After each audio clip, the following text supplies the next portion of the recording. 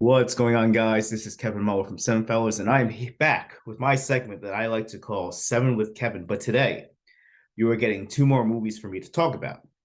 On the list that I just finished the other day, there were a bunch of films that were on Netflix, and they decided to just get them all out of the way at once. So those are the nine movies I'll be talking about right now.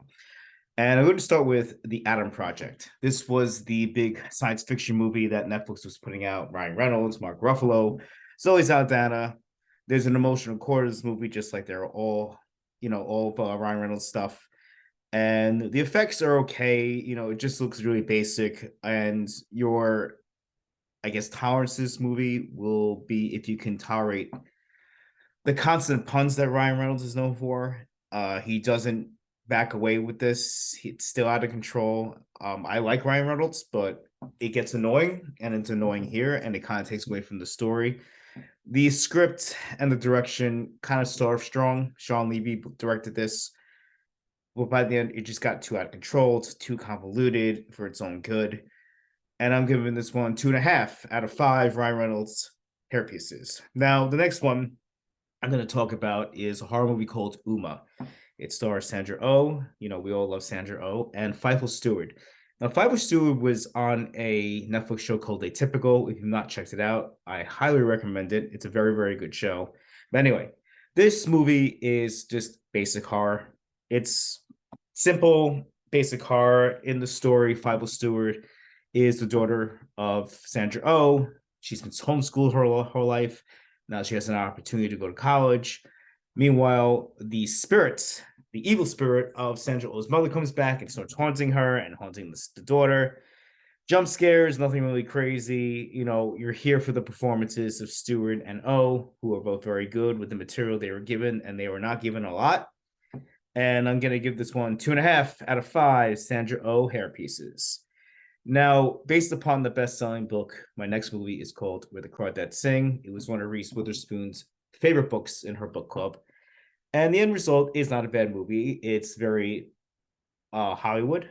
I am actually reading the book right now as we speak, and the imagery is incredible in it. It is a lot better than the movie. The movie is a simplistic story about a murder, and the suspect may be this girl played by Daisy Edgar Jones, who is actually the best thing in this movie. She plays very simple because she's never went to school. She lived in the swamp almost her entire life, either with her father, who was there, rarely there, or she had to take care of her own, take care of herself. So, of course, if that was the case, she would smell, she would look dirty, but, this is a Hollywood movie. We can't have that. And, Daisy Edgar Jones is probably the most beautiful swamp girl I've ever seen in my life. And she is very good in this movie. And she adds a lot to the simplistic character of Kaya. Again, it's a simple movie, simple formula, but I kind of enjoyed it. I'm going to give this one 3 out of 5 at Daisy Edgar Jones hairpieces. Now, the next one is La Sing Chara. Now, this is the Hindi remake of Forrest Gump that came out last year. We're always remaking things here in America, so I was very curious on how this would be, through the filter of another culture, and it's not bad. It hits some of the same marks, but Forrest Gump wasn't really like dark, or it didn't have a lot of themes. It was pretty shallow in its presentations, but this film, La Sing Chara, he is in a movie. This guy who's played by Amir Khan, who's very good. Uh, it's a little clean, a little squeaky clean. It takes some of the themes and stuff from Forrest Gump, like the prostitution, the drug use, and kind of lessens the impact. I take it because it's the culture, which I can respect. But in all fairness, it kind of takes away the emotional impact of certain things. Amir Khan, as I said, is good. He sometimes walks the line of parody and realism. Like, he kind of steps over to the parody side. It makes you appreciate Tom Hanks, because Tom Hanks perfectly went down the middle. He gave us a simpleton, but he also gave us, someone who's endearing.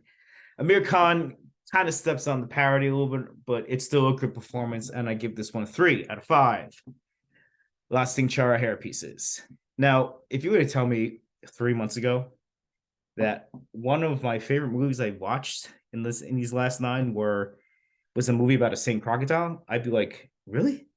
But that's the case. You know, I have Lyle Lyle Crocodile. It's a family movie.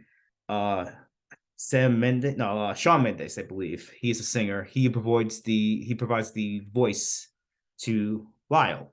Now the thing is, Lyle doesn't speak. He only can communicate through singing, through song. And there's a really cool sequence between him and one of the characters to kind of sing back and forth, getting to know each other. It's a very fun movie, very creative. As I said, Lyle is charming as hell. He's a very, very cool character. He's animated well, and it's a great family movie. Scoot McNairy from *Halt to Catch Fire*, Batman vs Superman, Argo. He usually plays darker roles, but here he's having a great time playing the father in the family that takes in Lyle. I'm gonna give this one 4 out of 5 hair pieces. Oh, Javier Bardem also pops up too. Next one quickly, The Invitation. The Invitation is a horror movie released by Screen Gems, so you know the quality you're getting with it. This movie is fairly down the middle, predictable, all that nonsense. But let me tell you something. Natalie Emmanuel from Game of Thrones and the Fast series, she's given this a lot more than it deserves. I enjoyed the movie a little bit better with her because she was very good. She was endearing. She had good screen presence. She's a good leading lady, and I hope they give her more parts in better movies. Because of her, I'm giving this one 3 out of 5 Natalie Emmanuel hair pieces. Now, there are movies that are released every year that people rave about, and I see it, and I'm just not impressed. And this year, it's Matilda. Now, Matilda is based upon the musical that is based upon the book by Roald Dahl. In the 90s, we had Mara Wilson as Matilda, Danny DeVito and Rhea Perlman as the parents. And here we have Stephen Graham and Andrew Riseborough as the parents. Good, but not as good as the original two. What I would tell you something, the one thing that this movie does right, because it just all feels very stagey in its presentation. I just felt like I was just watching a Broadway play. It wasn't cinematic, but let me tell you something. Um, Alicia Weir, who plays Matilda, amazing performance. Funny, can sing, is sassy, stands up for what's right. It's a very, very good performance. And the reason I am giving this not 2 stars, but 2.5 out of 5 hair pieces. Now, White Noise is next. And White Noise is the adaptation of the book, which I heard was very, very hard to adapt. And you can kind of see it here. Noah Baumbach, who is a famous indie director, takes a shot with mixed results. Some of it really works. Like some of it's cool and it has that kind of like weird esoteric style to it, but some of it doesn't work. But I will tell you one thing that is great in this movie. It is Adam Driver. Adam Driver is fantastic. He can do anything. He could play an evil Darth Vader type like character. He can play a divorced husband, and he can play within the bounds of the style that Noah Baumbach does here, which is kind of off-putting, off-center at times, very weird. Driver can do it, and Greta Gerwig is in this movie. She's very good, and it's not for everyone. I've heard people shut this off like an hour in. I don't blame them. It's very off the wall. It's something that I don't think Baumbach could have gotten made if it wasn't for Netflix. It's polarizing, and it may not be for everyone, but I kind of thought it was all right. It was a little disappointing, but I'm going to give this one 3 out of 5 Noah Baumbach and Adam Driver hair pieces. Now, my last movie is A Man Called Otto. It is a movie starring Tom Hanks. It came out around Christmas last year, and it is a movie I walked into, I should say, sat down for, and I was just expecting, cringy, syrupy, melodramatic stuff. And it is a little bit of that, but let me tell you something. Hanks and the cast in this movie, that is what sells this. This cast is great. Director Mark Forrester, who did Finding Neverland, he just knows what he's doing as far as making it a little cheesy, but also adding the right amount of empathy and emotion to the story. You may give this lower than what I'm going to give it, and I understand it's very simplistic and predictable, but I will say that Truman Hanks, Tom Hanks' son, who is an actor, he plays Otto in the flashbacks of the film, where you find out more information why Otto is such a grump. and he's great. Like I thought he was very, very good, and you know, he's Rita Wilson and Tom Hanks's kid because I think Tom Hanks like has two different kids with different marriages, but that's not important. The point is Truman Hanks is good, and I'm looking forward to it. You know, of course he got this role because of his dad, but you know, he earned, you know, he basically proved that he can do it, and I'm looking forward to what he does next. All right, so the next list is the last list. I actually know what is the worst movie I've seen this year and the best movie I've seen this year, along with the other 9 choices on each of those columns. And I will be delivering to you that very soon. But first, I'm going to give you the next list, which is everything else I've seen.